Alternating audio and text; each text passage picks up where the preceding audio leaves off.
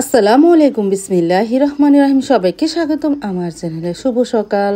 রান্নাঘরে আমি এসেছি, সাইদুলের বাবাও এসেছে। সাইদুল বাবা ডিম পোস্ট করলো, পাউরুটি সেঁকে দিতেছে, আর আমি একটু বাহিরে গিয়েছিলাম। আজকে কম্বলগুলো ভিজিয়েছি।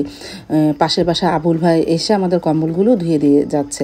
মানে সে এসেছে দেখে আমি একটু বাহিরে গেছি, আর এদিকে সাইদুলের বাবা রান্নাঘরে এসে এই যে চা বসিয়ে দিয়ে গিয়েছিলাম, আর বললাম একটু ডিম পোস্ট আর পাউরুটিগুলি সেঁকো।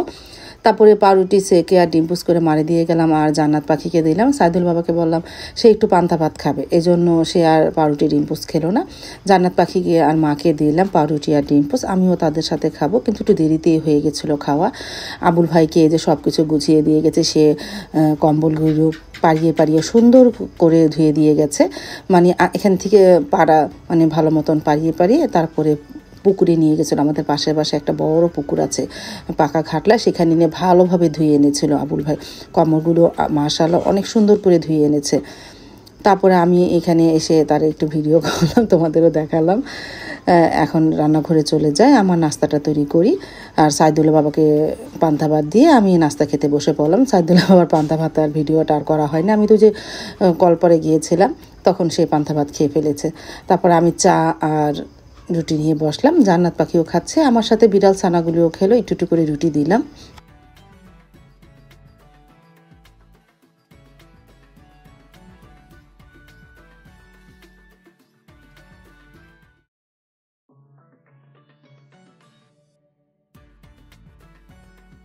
তারপরে গাছের মধ্যে কিছু পুঁইশাক হয়েছিল, সাইদুল্লাহকে বললাম একটু কেটে দাও, আজকে একটু ভাজি করবো না হলে পাতাগুলো হলুদ হয়ে যাচ্ছে। আমি বললাম পাতা তো খাওয়া যাবে। সুন্দর ডুগা ছেড়েছিল, সে দুইটা ডুগা কেটে নিয়ে আসলাম। জান্নাত পাখিও মার সাথে বসে বসে শাক বাছতেছে দেখো। চলে আসলাম রান্নাঘরে। এই নাস্তা খাওয়ার পর থাল বাসন গুছালাম, থাল বাসন ধুবো, ঘর ঝাড়ু দেবো, মুছবো। আজকে অনেক কাজ। কম্বলগুলিও ধুয়ে আনলে পরে আবুল ভাইয়ের সাথে সেগুলো রোদ্রে শুকাতে দিব।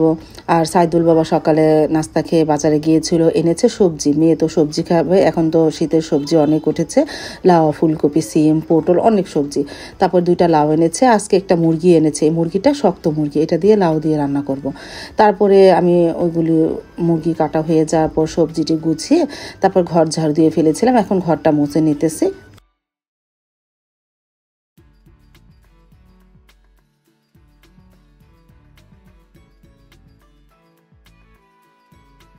ঘর তো মোছা হয়ে গেল। সাইদুল বাবা আজকে পেঁপেও কিনে এনেছিল। তারপরে সেই পেঁপে কাটলাম, কেটে মাকে দিলাম, সাবাকে ওদেরকে সবাইকে দিলাম, আমিও খেয়েছিলাম পেঁপে। এই যে কাটা হলো, মাকে দিয়ে গেলাম।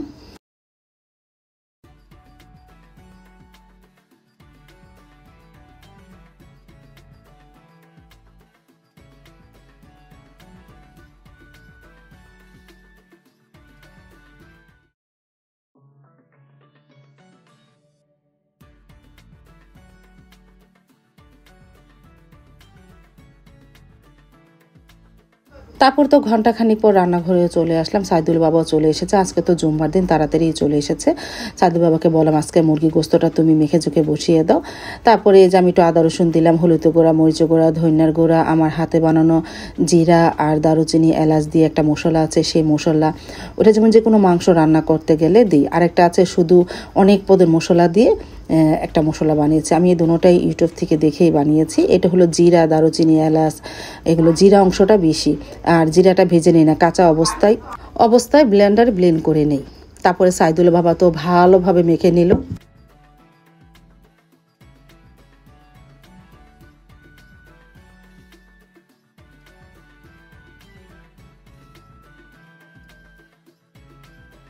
তারপরে এই যে প্রায় মাখা হয়ে গেছে, এখন একটু পানি দিবে, পানি দিয়ে মানে অল্প একটু পানি দিয়ে বসিয়ে দিব। আর এদিকে পুঁইশাকগুলো বেছে নিতেছি। আজকে পুঁইশাকে একটা আলু দিব, অনেকে আবার আলু দিয়ে পুঁইশাক ভাজি করে, ভালোই লাগে।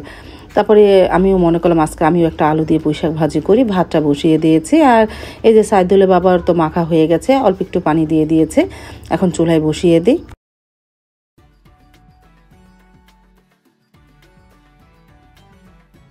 ভাতটা ঠিকা দিয়ে পুঁইশাকটা বসিয়ে দিয়েছিলাম, লবণ, পেঁয়াজ, কাঁচামরিচ, আলু। এখন একটা হালকা নাড়া দিই, আস্তে আস্তে পুঁইশাকটা সিদ্ধ করে পরে বাগার দিব নে।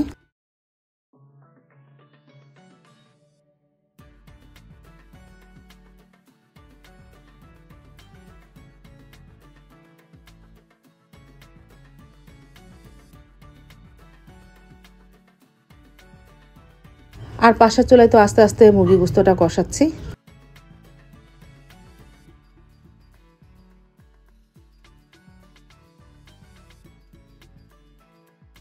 আর আমি কিছু সবজি কেটে নিয়ে সাবা সবজি খাবে, সবজির সাথে একটু মুরগি গোস্ত দিতেছে। আগে মুরগি গোস্তটা একটু কষিয়ে নিই, তারপরে এই সবজি কেটে দিয়ে দিব। না ও তো বেশি মশলা তৈলাক্ত, মানে বেশি তৈল দেওয়া তরকারি খাবে না, বলতেছে আমাকে হালকা মশলা দিয়ে এই সবজি দিয়ে আর একটু সামান্য পরিমাণ সরিষার তেল দিয়ে এই সবজিটা রান্না করে দাও একটু গোস্ত দিয়ে।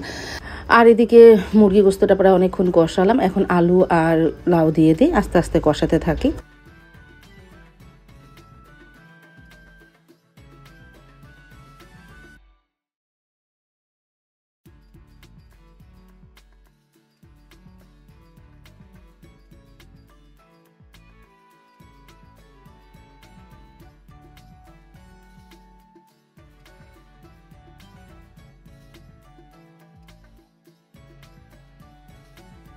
আর এই যে প্রেসার কুকারে মুরগি গোস্তটা হালকা মশলা দিয়ে একটু কষিয়ে নিয়েছে, এখন সবজি দিয়ে দিলাম আর পানি দিয়ে নিই। ওই গোস্ত থেকে যতটুকু পানি দিয়েছিলাম ওই, এখন আরও 2টা সিস হলে নামিয়ে ফেলবো।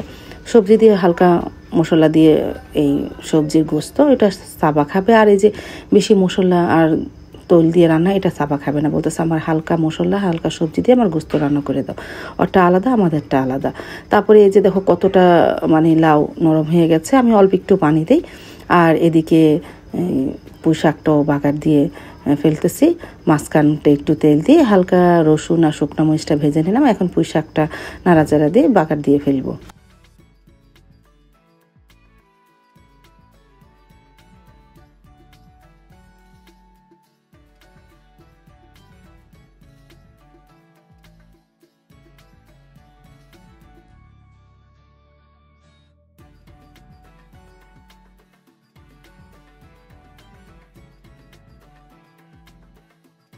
তারপরে এই যে পানি দিয়েছিলাম, পানি দেওয়ার পর বলক আসলে এখন একটু শাক দিব, শাক দিয়ে একটু হালকা নাড়াচাড়া করে ঢেকে দিব। আস্তে আস্তে তরকারিটা প্রায় হয়ে গেছে, লাউ তো আলু তো সিদ্ধ হয়ে গেছে, ঝোলটা আর একটু ঘন হলে নামিয়ে ফেলবো। পানি অল্পই দিয়েছি কারণ লাউ থেকে অনেকটাই পানি ছেড়েছে।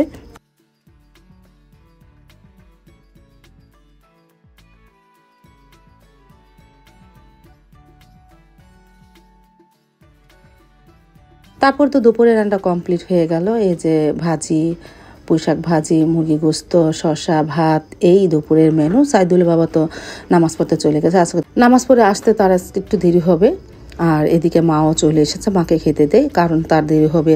আমাদের এখানে যে মেম্বার আছে, মেম্বারের বড় ভাই মারা গেছে, তার জানাজা পড়ে তারপরে সাইদুল বাবা আসবে, একটু দেরি হবে। এই জন্য মাকে আর সারামণিকে খেতে দিলাম, তারা খেয়ে নিল।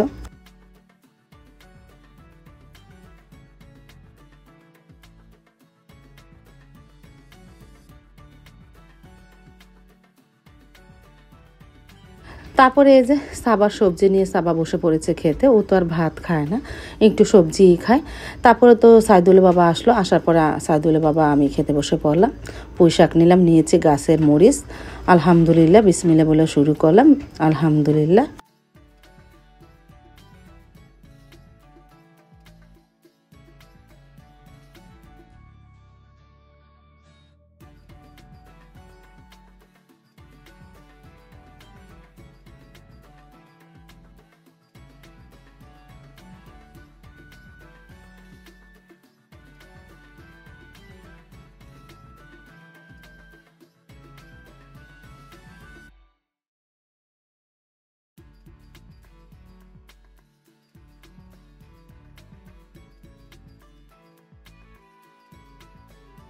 তারপরে নিয়ে নিলাম মুরগির গোস্তের ঝোল লাউ দিয়ে।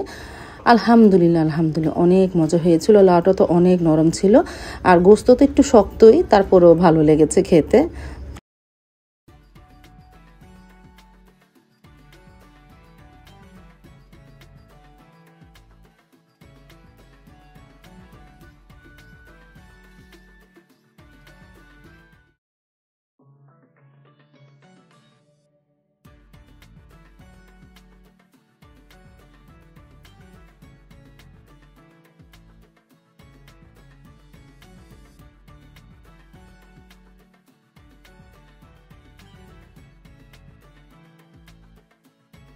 দুপুরে খাওয়া দাওয়ার পর আর ভিডিও করে নেই, সন্ধ্যার পরও আর ভিডিও করা হয়নি। একটা দাওয়াত ছিল, প্রায় 8টা বাজে আসলাম এই বাসায়। এটা হলো আমাদের পাশের বাসায় সালাম ভাইয়ের ছেলের জন্মদিন ছিল, আমাদের দাওয়াত দিয়েছে। আমি মনে করেছি যে 8টার দিকে অনুষ্ঠান শুরু হবে, না দেখি প্রায় তারা মাগরিবের পরেই যখন আত্মীয় স্বজন এসেছে অনুষ্ঠান শুরু করে দিয়েছিল। খাওয়া দাওয়া হয়ে গেছে, অনেকেই খেয়ে চলে গেছে।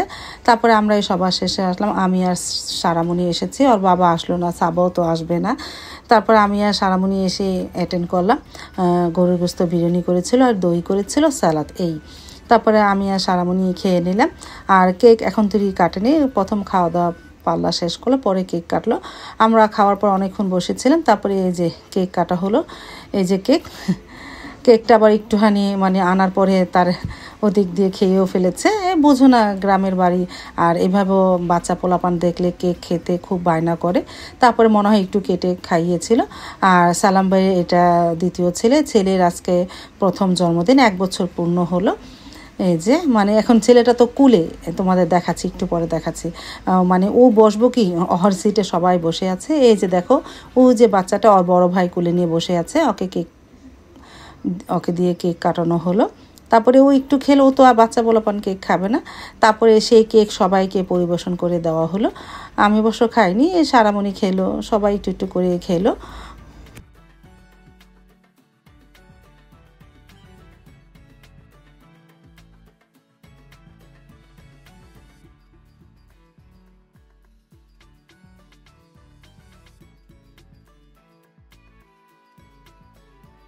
আজ তাহলে এই পর্যন্ত, দেখা হবে আগামীকালকে নতুন আরেকটা ব্লগ নিয়ে। আল্লাহ হাফেজ, আসসালামু আলাইকুম।